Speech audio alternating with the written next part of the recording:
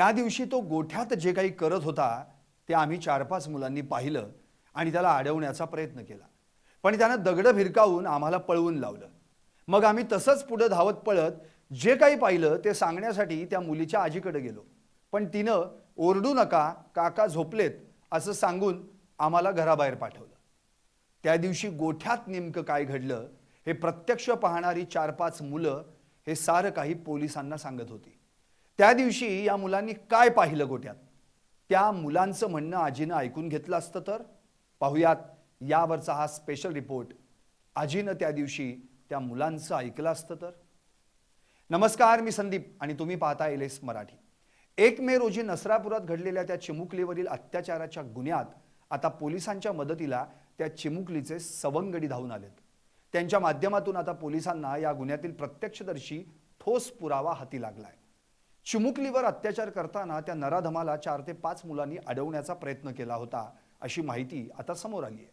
ही सर्व मुलं 5 ते 10 वर्षे वयोगटातली आहेत। त्या दिवशी ही सर्व मुलं परिसरात खेळत असताना त्यांनी त्या नराधमाला गोठ्यात अत्याचार करताना पाहिलं होतं असं त्या मुलांनी पोलिसांना सांगितलं।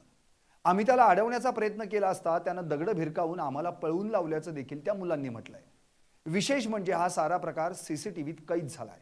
प्रत्यक्षदर्शी मुलांवर दगड फेकून मारल्याचा सीसीटीव्ही पोलिसांनी जप्त केल्याचं सांगण्यात येत आहे। या प्रत्यक्षदर्शी मुलांपैकी 2 मुलांची ई साक्ष देखील नोंदवण्यात आली। हा सारा प्रकार सांगायला आपल्या घरी आलेल्या चिमुकलीच्या आजीनं त्या मुलांचं ऐकून बाहेर जाऊन पाहिलं असतं, आरडाओरडा करून माणसं जमवली असती तर त्या चिमुरडीवर अत्याचार झाला नसता आणि तिचा जीव वाचला असता असंही आता बोललं जात आहे।